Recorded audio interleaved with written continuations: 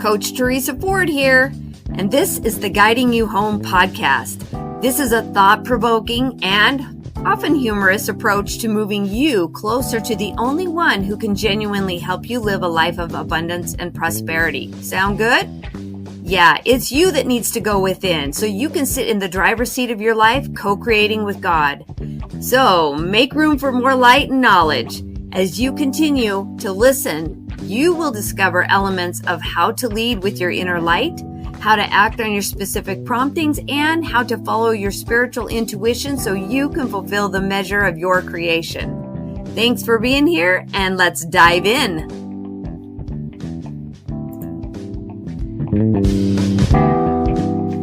Welcome back to another episode of Guiding You Home, Building Confidence to Go Within. And guess what? I have one of my favorite people on the planet as a guest here on the podcast today. It's Meagan Skidmore, a recent author and speaker and life transformation coach. And I just want to say thank you for making time to be here. I feel honored. I could have said the same thing right back at you, Teresa. I'm the one who's honored, and I'm grateful to be here with you. It's good for me to be in this seat. I'm usually in your seat.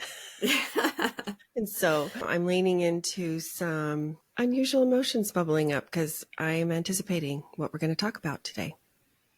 Wow, so good. I feel like I've called in this conversation today. Like, I don't know if it's been events in my life leading up to this conversation, but you have such a powerful story. Why don't you just tell us a little bit about who you are, where you came from, how you got to be here? Well, I am Meagan Skidmore.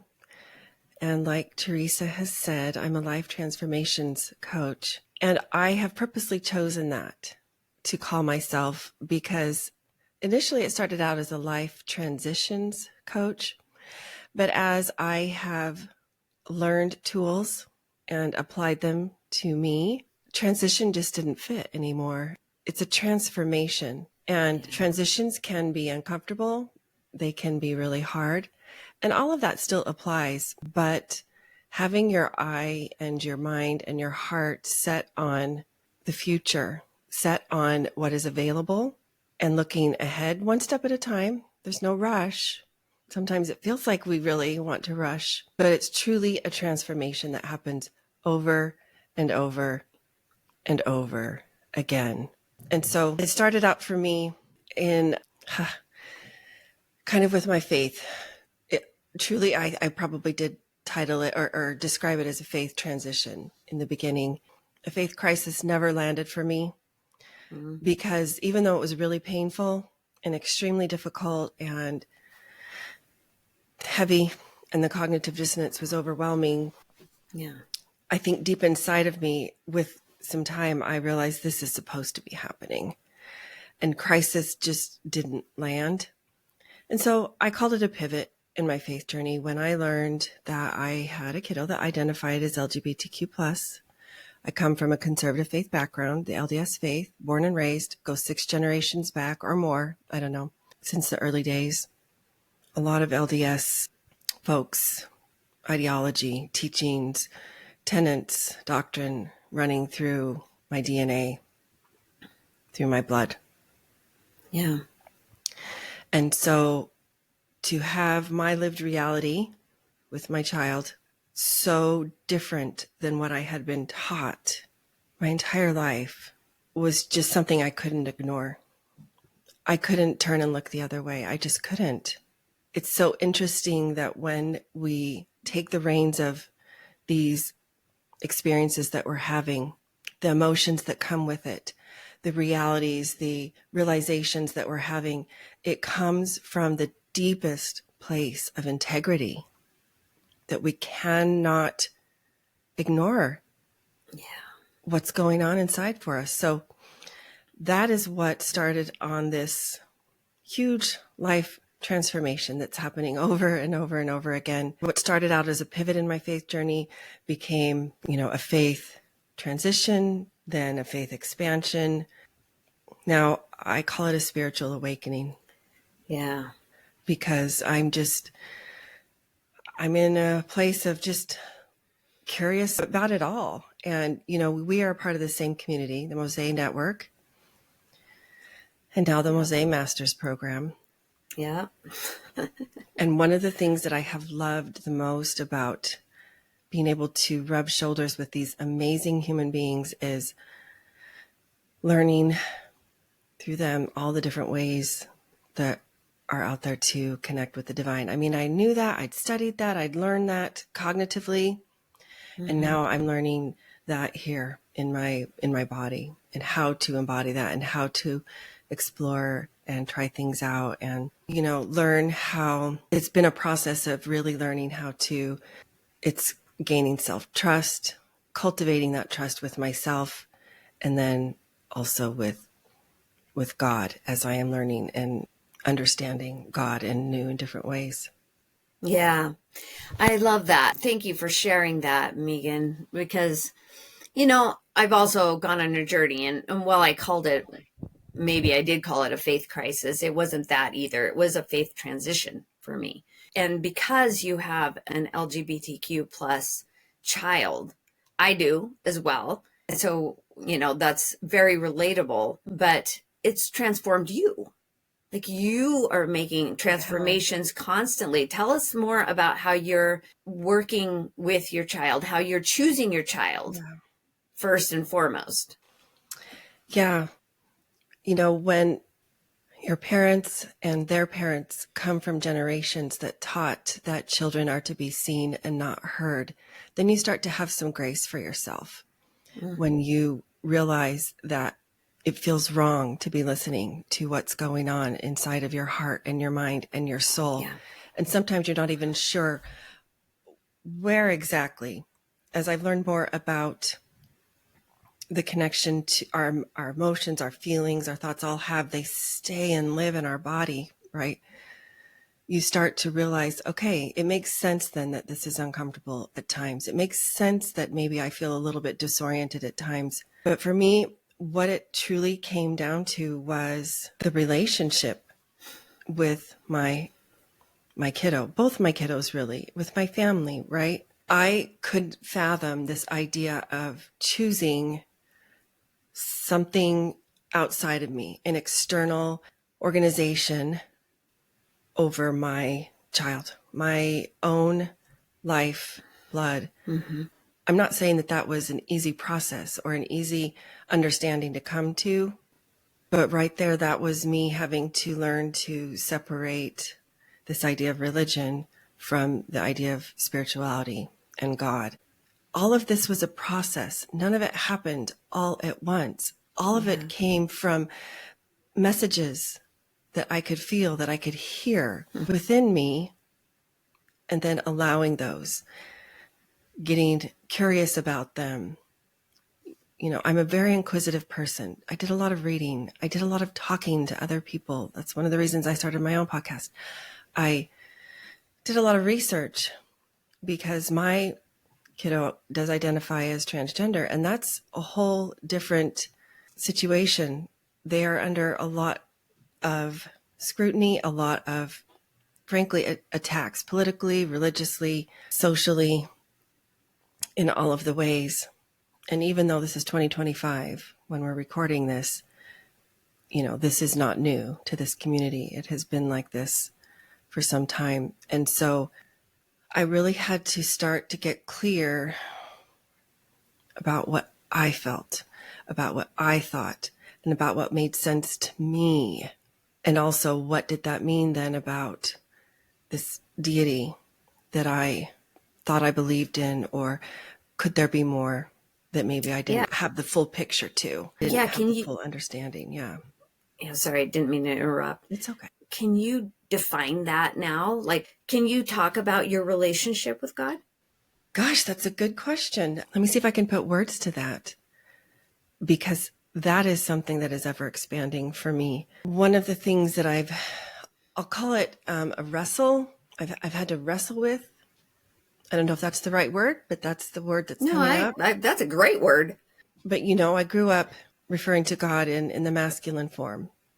I knew that there was talk of a feminine form, but it was just not talked about a lot. Definitely not when I was a child. Definitely not in my formative years, my youth, my young adult years. More so in, I'd say, the last 10 years or so, maybe 20. Some have brought it up more than others. But the wrestle I'm talking about is trying to figure out how we all fit under that narrative. A masculine and a feminine that's not really addressed or acknowledged in my faith of origin. And then I have a child who identifies in the way that they do. Born assigned a certain way according to external genitalia versus how they have listened to their own internal voice, their own internal being, and somehow found the courage to listen and then act on that and lean into it. Yeah. What does that mean about God then for me? That is kind of the wrestle I'm talking about. I don't know that they have that. I had someone from our conference. We attended a conference in January of this year, and I won't say who it was, but someone came up to me afterwards and said, "You have taught me a lot about this reconciliation or the need for a feminine divine and a masculine divine and how they complement." And I believe they said something along the lines of how God is both. It was a really beautiful moment. It gave me a lot of peace, kind of that, okay, you're doing something right. You're following your heart. This is a really hard space. This is a really hard journey at times. But I know that there are others out there who are exploring, questioning, trying to make sense of things as well.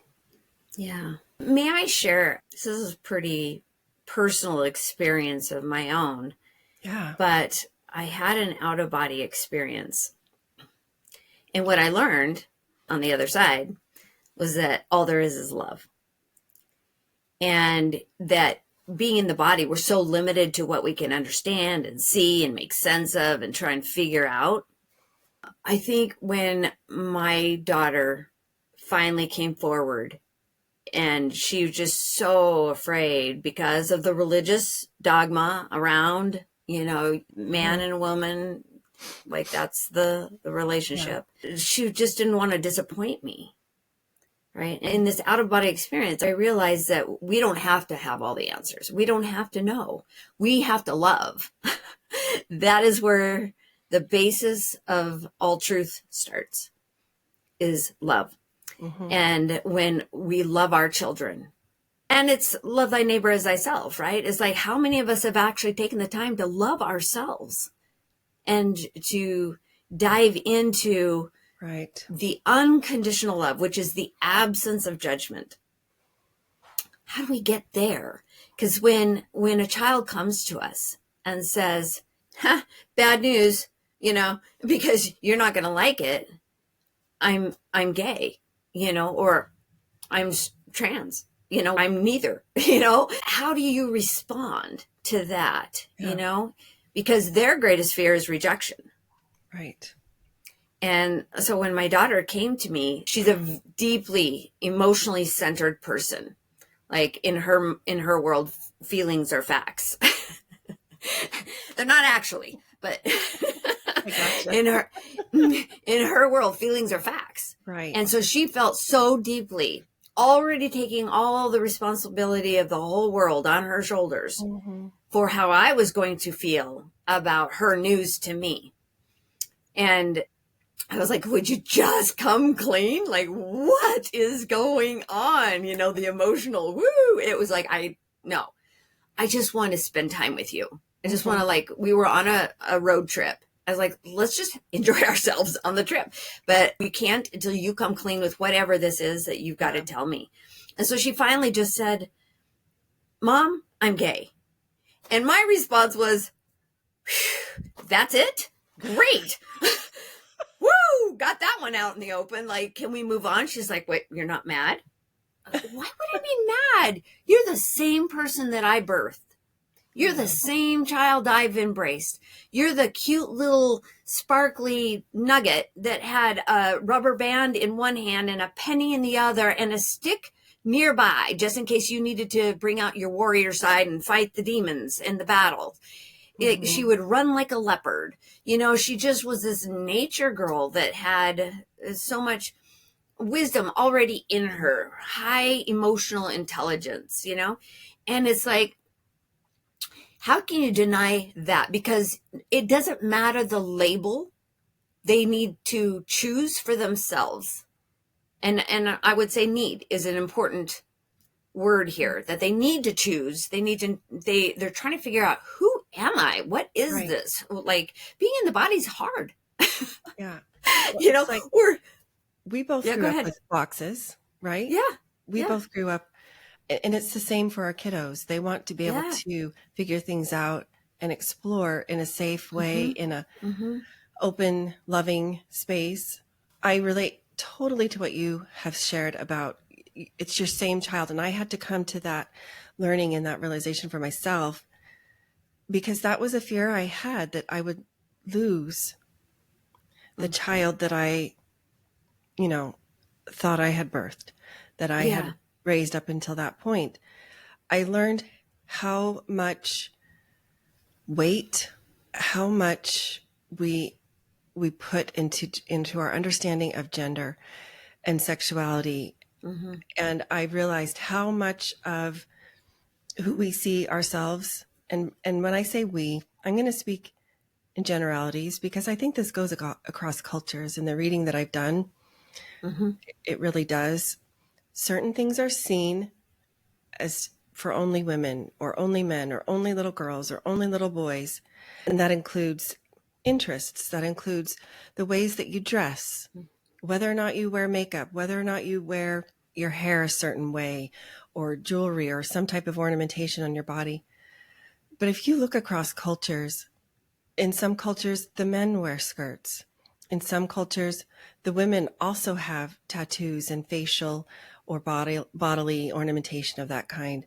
In some cultures, they're very matriarchal. Those who are the birth givers, are the primary kind of the leaders. And this even, includes in the animal kingdom, in certain ways. What I had to learn to do is strip away, kind of clean the slate, and release all of those preconceived ideas that I had. I had to become aware of them in the first place, because I don't think I realized how ingrained they were from generations back. All of this is passed on. And I realized that the heart and the soul, the being of this individual was still the same. That is what we preserve. We preserve that in our connection with them. Yes, it's already there. And we are the ones who get to choose to see that and honor it and love it in the same way we have all along. And that is, I remember thinking, this is still the same kiddo who hums when they're happy. This is still the same kiddo who loves to play the piano. Yeah. This is still the same child who likes to, rollerblade or loves animals, all of the things. I was just putting so much importance on the external. Having a child who identifies as who is transgender has taught me to see souls. It's taught me how much we have been socialized, how we have been programmed, conditioned to look on the external for all of the things, for our definition, for the definition of others, for our worth, for our value, for our worthiness of love, and all of the things. And it's really taught me, it's almost a natural thing I do now. I say natural. It's definitely more automatic than it used to be. I don't worry so much about the external like I used to. Yeah, I love that. The journey from being asleep to awake is coming into an awareness of who you are and who you've always been, right? Yeah. And it's when we can do that for us, we do that for others. But it has to happen here first. And that's why building confidence to go within is a method of guiding you home, because this is where the answers to those questions lie. Like, this is where the love has always been. And even if we didn't feel it in our childhoods, even if we were not taught that you are full value and full worth and full deserving and full love from the get-go, and we've had to figure it out along the way, even in the times of not believing it, didn't make it true. Mm-hmm. I was like, oh, I don't believe that I have value now that I've changed my title. Or I don't believe that I have worth now that I'm in a select group. I don't believe that I am loved because I am in, a place of scrutiny, right? That you're the second guessing that we do based on a role, a gender role. Like, Yeah. my belief is that God's like, you're just the cutest little sweetheart. My belief is that That's great. the assignment of deity is just like, you have everything you need within you to live and love and be loved and be the love. Like, he's just holding space for us in the way that we don't hold for ourselves. And so when we don't hold that for ourselves, then judgment is present, right? Truth, love, and light are all synonymous when we're talking about deity, when we're talking about the heavenly realms. And truth, love, and light hold space for your sweet spirit and all that you are, right? And when we talk about truth, love, and light, truth in the Hebraic language means nothing missing. There's nothing missing. Oh, wow. Right? So Great. if we are using truth, love, and light as all one thing, love, it has the profound absence of judgment because it is complete. But we use love. I don't love this group of people. I don't love this person. I like your love is in question with me because of a decision or a choice that you've made, or the courage you've had to come forward and say what is true for you, right? We're just always judging. And here's what I have found is a much better way of living is be the unconditional love. Offer it to yourself, offer it to others. But do use your discernment.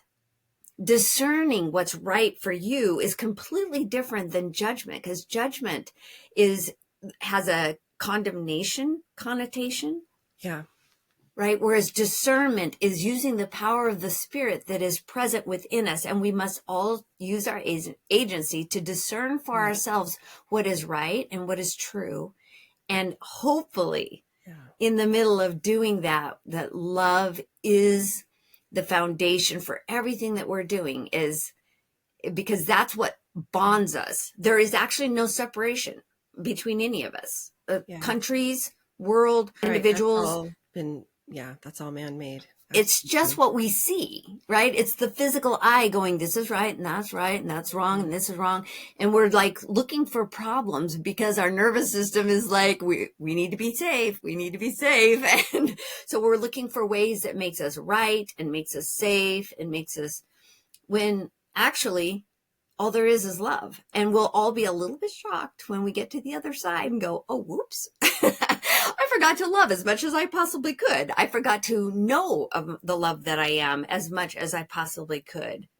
Right. And so when some of these children of ours are discerning, I'm not what they say I am, or what they say I'm supposed to be. I'm not that.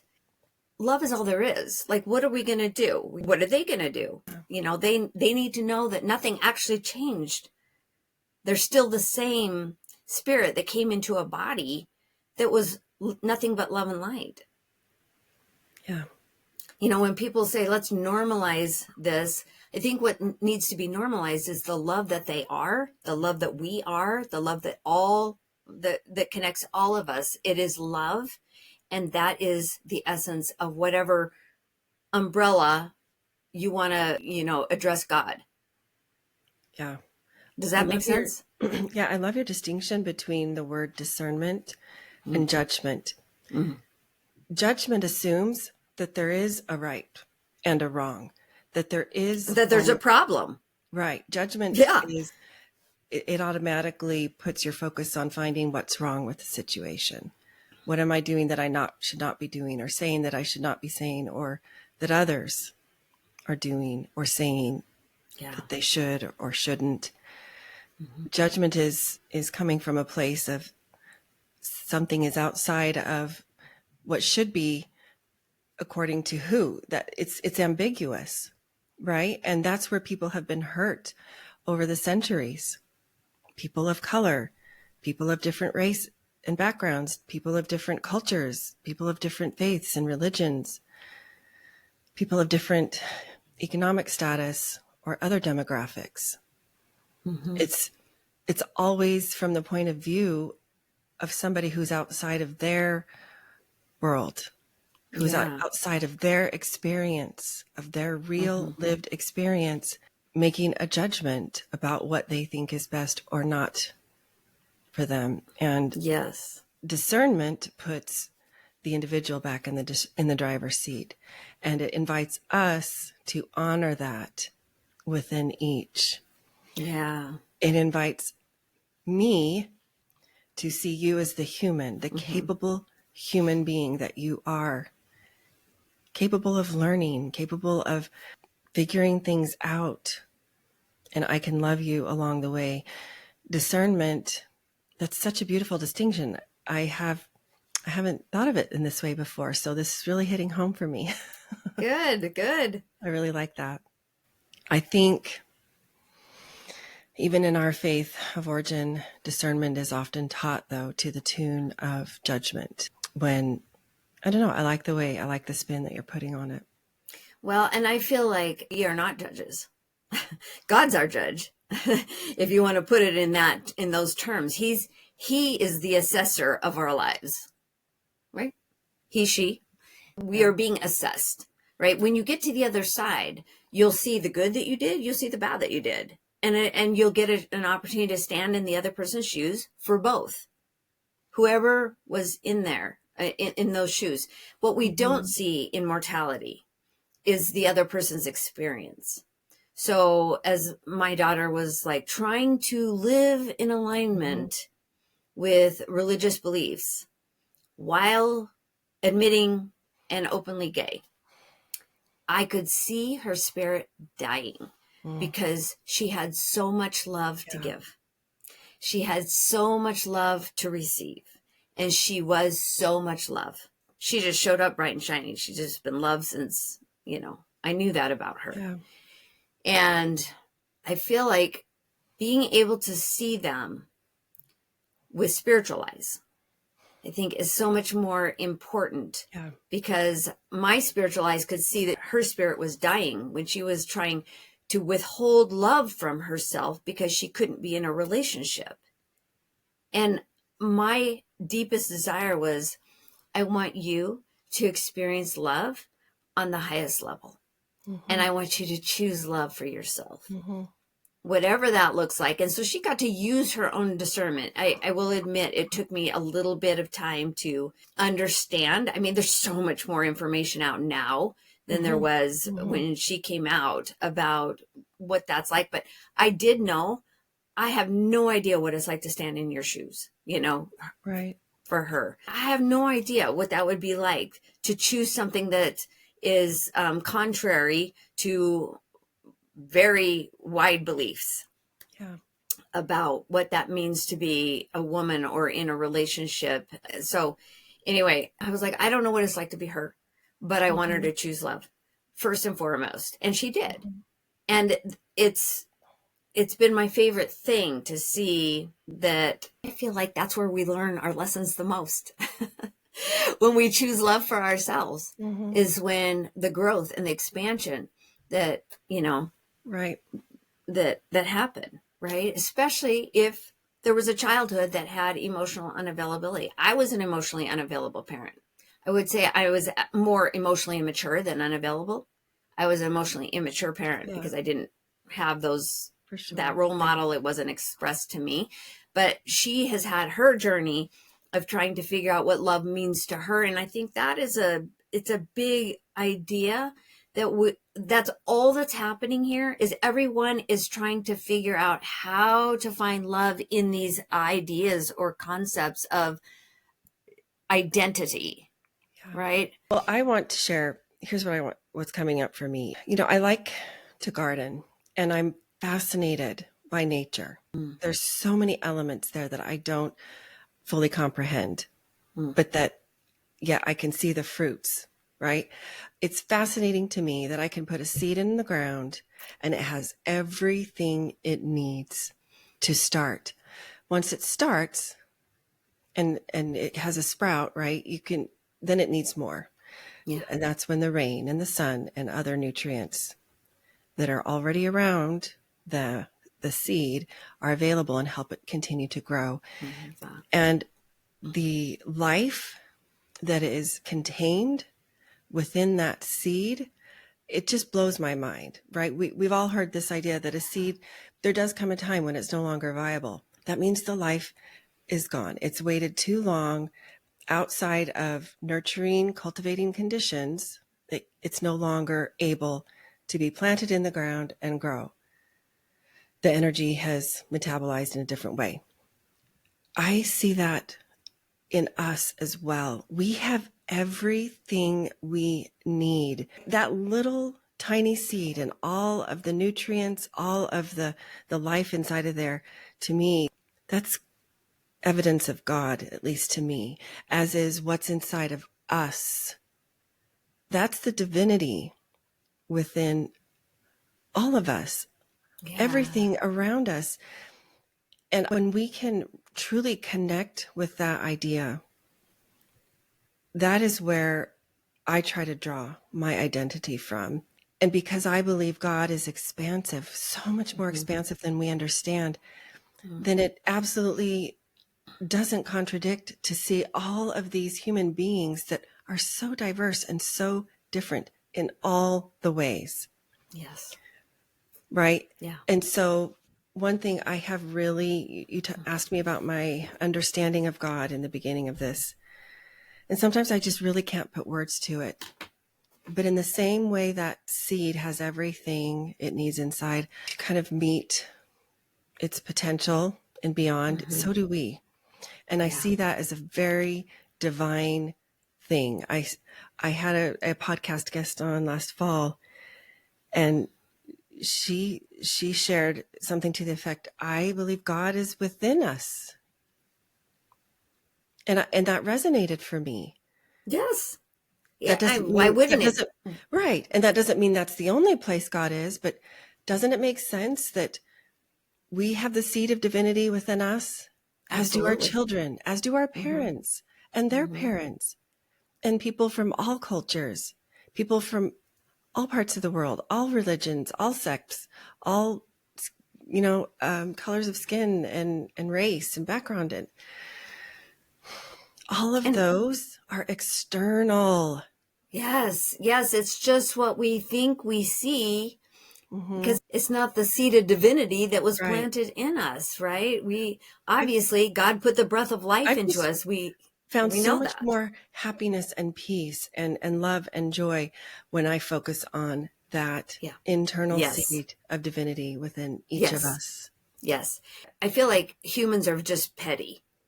And everything, like the discord that we hear in the world around LGBTQ plus it's noise. They're just projections of people's fears.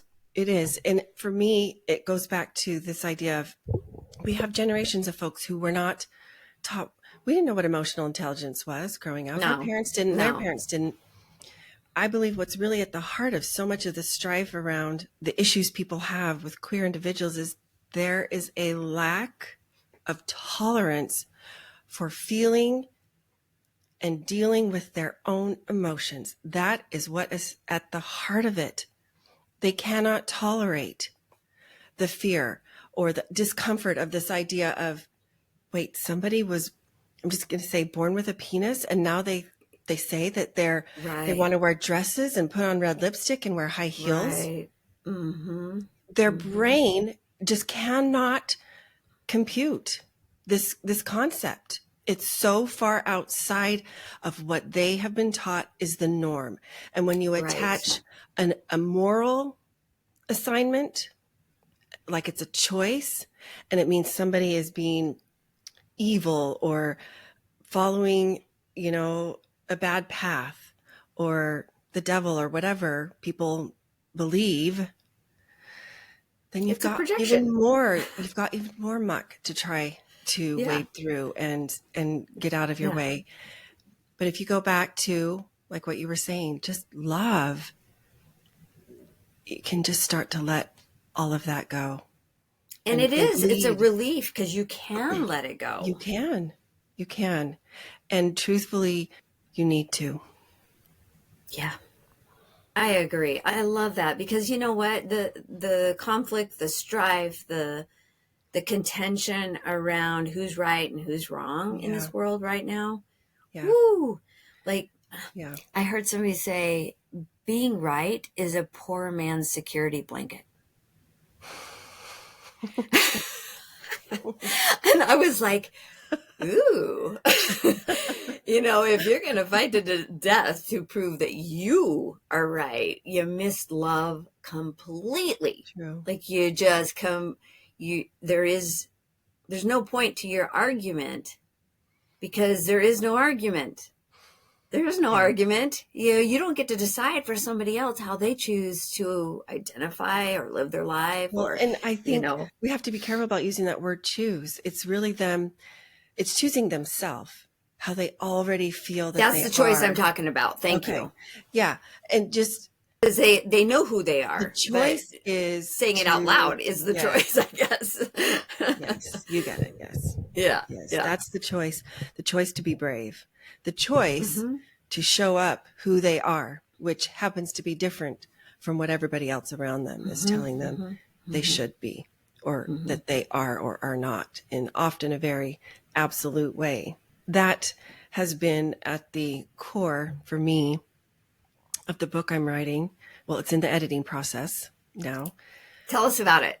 Okay. I'm so proud of you for writing because this book. I have been so inspired, not just by my own child, but by the transgender community and non-binary community. They are displaying the deepest, most profound courage I think anybody could display. And they're just trying to live their life. And the transparency with which they live is what's really inspired me. Not everybody is choosing to with reason. Nobody has to share their story. It's not owed to anyone. Yeah, correct. But I titled my book that, Transparency. I spell it TRANSPARENT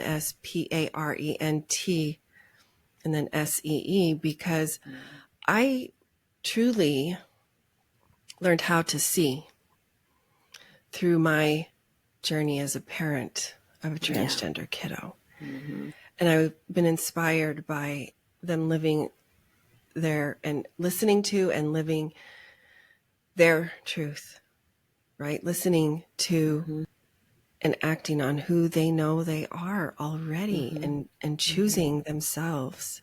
Yeah. And so it made me realize how much those who are, straight or born cisgender, they align or identify with the sex that they were assigned at birth. We often don't. We often do not own up to our truths on the inside. Yeah, in many ways. The expectations that we're still trying to keep on the outside. And I'm talking not just necessarily in the terms of gender and sexuality, right? Because, well, when you're in the majority in that way, maybe you want to stay in the majority in other ways. I'm not speaking in terms, for anybody. These are just ideas that have kind of bubbled up for me over the course of these past years. It's just really been inspiring, and I have leaned into living a more authentic and vulnerable life. It's not easy, but the more you do it, it's kind of like a skill. It's like riding a bike. It's a muscle. You're building it. Yeah, exactly. Yeah. And so each time you are able to draw from your previous experience, the muscle that you've built up to that point. There's never a point of arrival, though. Yeah. It's Right. ongoing. Yeah, that's a great point. I love that. Something you said was that those in minority community are trying to live their best lives. My greatest hope and wish for, because whether it's being a woman or being, in a LGBTQ plus identity. Mm-hmm. Yeah. And maybe I said situation because the culture puts them in a situation. Does that make sense? We're still reprogramming our brains with the language that we were taught growing up. Yeah. I mean, we're all in a situation. But I think trying to live our lives, if we take the trying out of it, like Yoda, do or do not, there is no try. If you're just living it, all of a sudden it removes anything that might crop up that would hold us back. The things that hold us back are victimhood, defensiveness, justification, trying to justify choices that, choice to be out in the open about who we are, choices to be private about it, whatever the choices are. I feel like if we stop trying, which is be easier said than done, of course, because we're still trying to remove the part of ourselves that holds the absence of truth and include the part of ourselves that holds the profound presence of love. And in there is discernment and judgment. We're like battling back and forth between, judging to defend yourself, to protect yourself, to keep yourself safe, and discerning to elevate yourself and illuminate yourself and enlighten yourself. And I feel like my greatest wish for anybody listening to this particular episode is that they will use the power of agency to just be, to just choose to be. And it doesn't really have a label. Like the label is where the judgment comes in. Mm-hmm. Discernment is the power to be. You are who you are. You are what you are. You are where you are. You are when you are, right? You just are. There's no timetable to that. There's no hierarchy to that. There's no right and wrong to that. You're just present. Mm-hmm. You're love. Yeah. And then we can stop arguing with our limitations about, just about anything on any subject.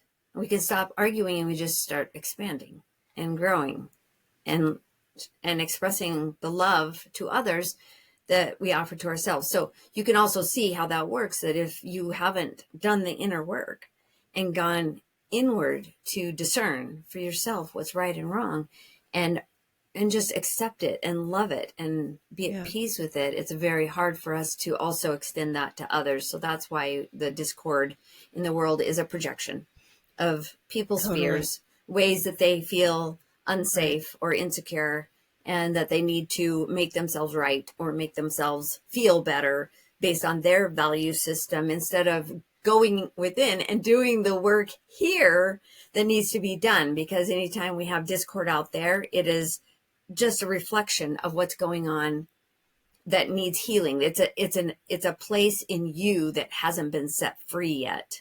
Mm-hmm. Free to believe that other people can live their lives and it's not wrong. Whatever. I mean, we even go as far as to be upset on the road with how other people drive. We make things a lot harder than it has to be. Yes, we do. And I just appreciate your transparency in talking about how you're trying to be more authentic and more true to your truths, and you're sifting and sorting between, getting rid of those things that are no longer true for you because they no longer serve you, and find more truth to sit in love. It's very powerful. Meagan, would you share, I would love for you to share a practice that you turn to, you refer back to, or utilize every day that helps you remember to go within. I would say at the top of the list is the breath. I have learned so much about pausing and going inward through an intentional breath. And the great thing about that is we can do that anywhere. It's good to set it time aside and be in maybe a private space, but it's so beautiful what just getting deeper, fuller breaths can do. It interrupts, if you're headed toward a stress response cycle, it will interrupt it. And it will literally provide your physical body with energy from the oxygen that comes in, and it will slow you down if you are intentional about it. Pause at the top before releasing. We can do that for ourselves. We can do that when we're at home. I like to go and pause and lay down on the couch and close my eyes and just get centered that way. Maybe it's on the floor on a mat, you know. I wouldn't recommend doing it in the car. Don't close your eyes if you're closing driving. Your eyes part. But you can breathe. You can be intentional even, you know, as you're driving. I go to Pilates almost every day, and that is a huge part of that practice. Our instructor says, breathe in to prepare, and then whatever the exercise is that she's. And then you move your body. Yes. Let me just interject here. For anybody watching this video, just as soon as Meagan started talking about breath, you literally moved your body. You took a big, deep breath in. You closed your eyes and centered yourself, and God came through. Yeah. Like I watched it happen in real time, even as you were talking about it. And God put the breath of life into us. That's how we know God is with us always, because we're still breathing, right? If he were to withdraw his spirit from us, we would just like, you know, we would just disintegrate onto the ground, because we're nothing without the breath of life. And I love that this is what you brought forward, because I often teach that when you were born and you took your first breath, everybody celebrated. And that was the maximum value that you could hold. She is alive. She lives, right? And that's why our value can't diminish. In this conversation we've had about, you know, people that might feel marginalized or victimized or on the defense all the time to explain and you know, justify who they are. Your value does not diminish or increase because you show up in the body as maximum value. Why? Because you are God's. You are his creation. You have the seed of life in you, and all that you need is already there, embedded in your DNA, in your spiritual intelligence, in your emotional guidance system. Like all the goodies are built into you. Whoever you are, it is yours to become. Right? And so breathing is something that we just don't do regularly. And I just love that you brought that forward as the practice that brings you right back. Well, it's automatic. It's not something we have to think about. So when we shift and we are intentional about it, then that's where we can really claim the power that exists in that practice. Yes. Claim the power that exists in that practice. Yeah. Wow. Yeah, because I think that's just it, is that we forget day to day, moment to moment, how powerful we truly are. And I love that you're an example of claiming the power that is within you and teaching us about the seeds that are in us to also claim the power. And we do that through intentional breathing. It's so good. So good. Meagan, thank you. Thank you for being here, for sharing your wisdom, for giving us some insight. And especially, I'm hoping that this SEOs out to all the parents who need the support. They need the permission slip to go within and discern for themselves how they are going to connect with their children, trans, LGBTQ plus. And would you tell us the name of your book again? Yes, it's called Transparency. Make sure you spell it like parent. Trans. Parent C. SEE at the end. And it will be out hopefully late spring of 2025. Soon. That's exciting. Thank you. How else can our listeners get hold of you? I'm on Instagram a lot at Meagan Skidmore Coaching. All one word, no spaces or dashes or anything. My website is also meaganskidmorecoaching.com. So those are probably the two easiest ways to connect with me. Perfect. Awesome. Thank you so much. I so appreciate you sharing your love and light with us. Thanks for pushing me out of my comfort zone.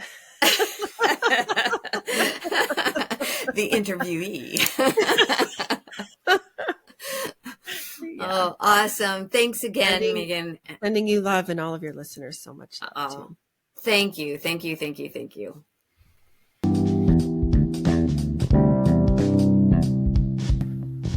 Thanks for listening. I invite you to leave your feedback and share your aha moments as you listen to this podcast. Also, you can access more information or any of the programs, courses, or worksheets that I've mentioned on these episodes on my website at teresaford.life. Or what I would really love is for you to connect with me on Instagram at teresaford.coaching and on Facebook at Coaching with Teresa Ford, so I can give you more interesting insights and further coaching to help you fulfill the measure of your creation.